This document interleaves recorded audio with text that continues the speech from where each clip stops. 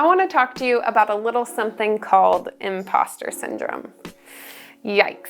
It's hard to find anyone who hasn't experienced this psychological phenomenon, but I think it's fair to say that it has a unique hold over creatives, and especially creatives who have ventured out to do something entirely on their own. Psychologists are unsure of why imposter syndrome exists and what the cause of it is, but they are sure that it's very, very real. And while the definitions vary, it's essentially this. Imposter syndrome occurs when you have extremely high achievers who are unable to celebrate the successes, large or small, of their work. Does that sound familiar? It did for me too.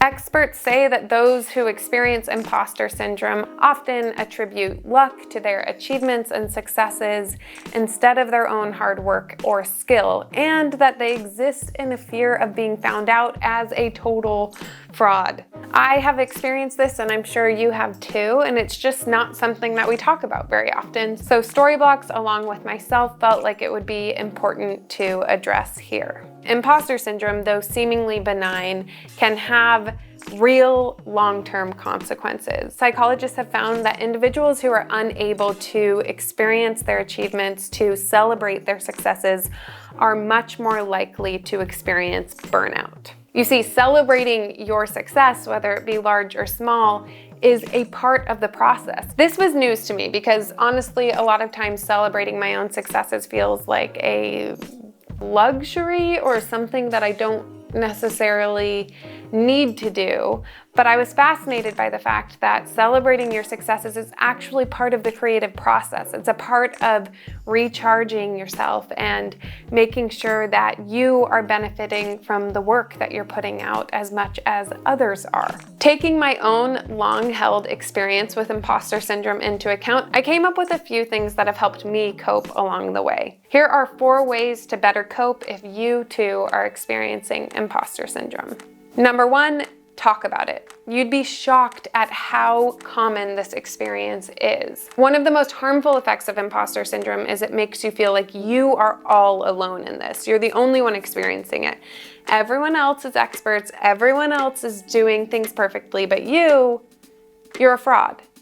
That's just not true. Imposter syndrome is extremely common. Most people experience it, and especially creatives. Start to talk about it. Talk to a friend that you trust, talk to a professional, share with people how you're feeling, and I guarantee you will find that others are experiencing the same thing. In seeing it in others, and especially others you admire and love, you will be able to see imposter syndrome clearly as a trick that your mind plays on you.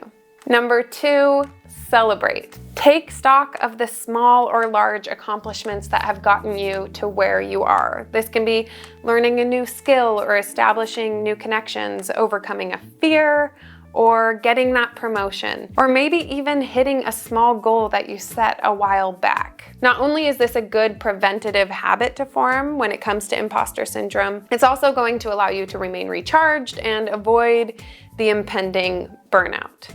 While you're at it, make a scrapbook of these successes over time. I do this digitally. I have a folder on my desktop called wins, and anytime something happens, large or small, I throw it in there. The reason for this is having those to look back on, whether it be digitally or physically, is the perfect antidote to imposter syndrome when it's creeping up on you. What I'll do is I'll go to that little win folder when I feel imposter syndrome creeping on, and I'll just look through those. When I do that and I have those examples in front of me of my hard work and my accomplishments, it's harder for me to give credence to that imposter syndrome voice. So write them down, organize them, scrapbook them, have them on hand so you can look back at your accomplishments and tell that imposter syndrome voice to beat it.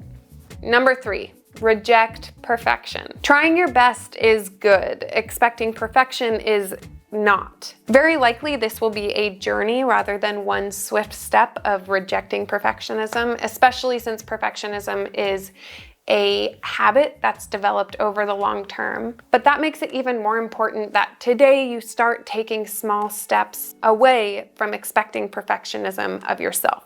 One thing that I find really, really helpful when perfection is getting the best of me is to ask myself, what would I expect of my peers, my friends? And if it's less than what I'm asking of myself, then that's a problem, and I try to scale back and be more reasonable with my expectations of what I'm creating. After all, if you are always expecting the impossible of yourself, that is only going to end in disappointment and self-doubt, which is the very thing we are trying to avoid.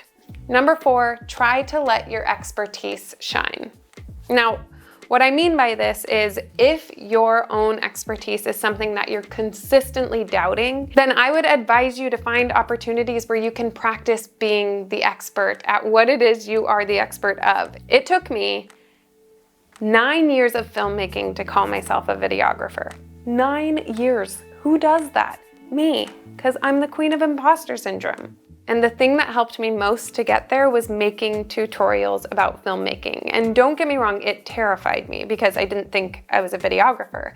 But providing myself that opportunity to let my expertise shine was the very thing I needed to feel more rooted and sure in my own expertise.